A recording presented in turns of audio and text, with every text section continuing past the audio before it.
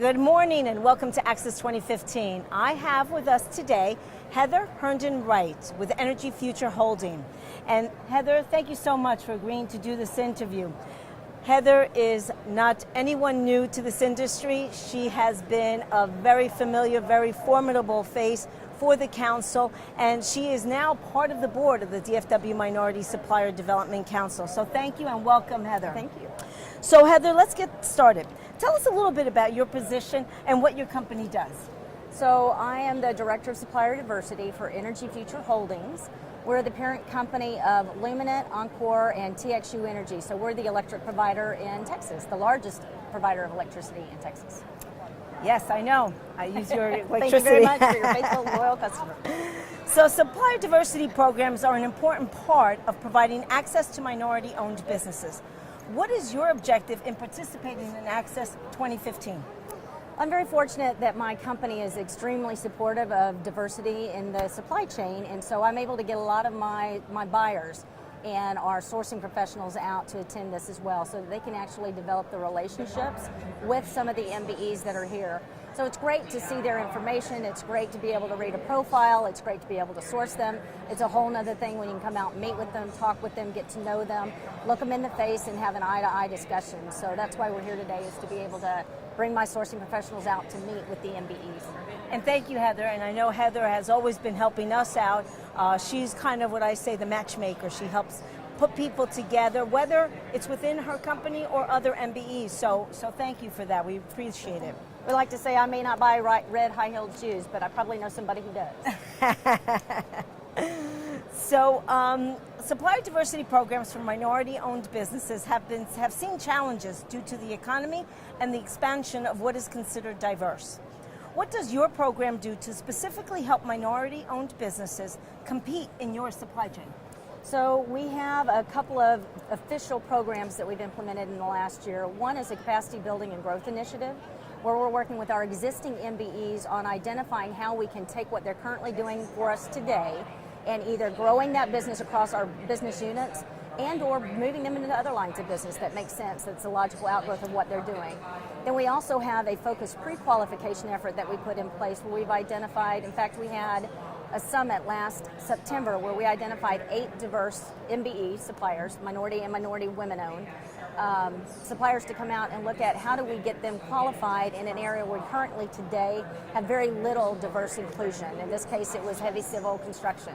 So we were able to get 5 different companies pre-qualified to do business with us and now getting them into the bidding process, specifically focused at the heavy civil construction area. That's excellent, and as you well know, supply chain diversity is all about economic growth. So I think the more that you can find new companies, new suppliers to bring into the fold, especially in critical areas, is going to have a positive trickle-down effect on our economy. So thank you for that as well. So what areas in your industry would you like to see more minority-owned businesses compete in?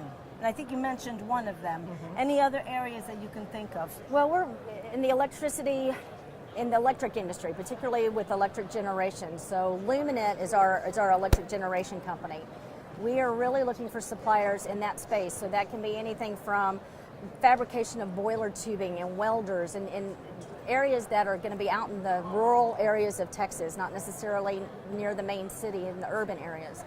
Heavy civil construction is another one. So a lot of that requires equipment, and to be competitive you need to be able to get your equipment to these rural locations. So we're looking for suppliers that can do things more of an industrial type of environment and that can bring specialty services to the electric generation area. Great, thank you.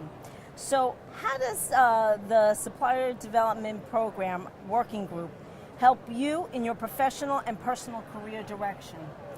It has been a tremendous resource since back in the day when it was the C3, the Corporate Coordinators Committee. So that kind of is dating myself, but back in the day, we have now grown it to where we are truly supplier diversity professionals. We have professional certification through the Institute for Supply Management for supplier diversity professionals. It's a great forum for us to get together in kind of an inner sanctum where we can share information, we can share best practices, we can help support each other professionally, and we can help share suppliers as well. Again, we don't buy red high-heeled shoes, but JCPenney does. And so we're able to share some of those suppliers and make sure that we're able to get the best and the brightest. So even collaboration within the corporate, Yep. so that's awesome. And that's, if you start looking at Supply Chain 2020, it's going to be all about collaboration and working together. So if you could tell MBEs to do one thing in order to be more competitive in your space, what would that be, Heather? Ooh, I think for us, because it is such a, and I think all businesses are relationship based, but particularly in electric power generation, it really is folks out, again, not necessarily in the urban areas where we all are, but it's out at the power plants and being able to be out in those areas and really generating those relationships within the staff and the site professionals that are out at our power plants. It's probably the way for them to become most competitive. A big piece of our pre-qualification initiative, we have the commercial pre-qualification, we have the technical pre-qualification. The third step is a site pre-qualification, because it doesn't matter how good, how competitive, how great you are, if the site personnel do not trust that you can perform the work and do what they need you to do, they're not going to award the contract. So that's the third part of our pre-qualification, is to really get them out to the sites, get them to grow those relationships. So when they are the most competitive and they have the best bid, then the site personnel are ready and eager to use them. That's excellent. So again, about networking, it's about creating new relationships and being out there. So, so thank you for that. I think that that's certainly something that our MBs would love to continue to do. So last question, if you can give other SDPs advice on improving their program, what one piece of advice would you give them? Get your top corporate support. We are very blessed, and our CEO is very engaged. We're even engaged at the board level. We present to the board at least once a year, our supplier diversity results. In fact, was at one of the committee meetings of our board a few months ago, and we had a new board member that came on and just wanted to let us know that while he sits on several corporate boards around the country, this is the first one that when he was being interviewed for the board position, they asked him about his support for supplier diversity. So we're very blessed to have that true top-down support of supplier diversity. I would suggest that any SDP, if they do not have an advisory council that's made up of their CEO and that CEO level direct reports, that's what they need to work toward, because that's where they're going to get the best support. Good. So as you heard, it's a top-down approach. Get the C-suite to buy into this, because then it'll trickle down to the rest. So I thank you, Heather, for all that great advice.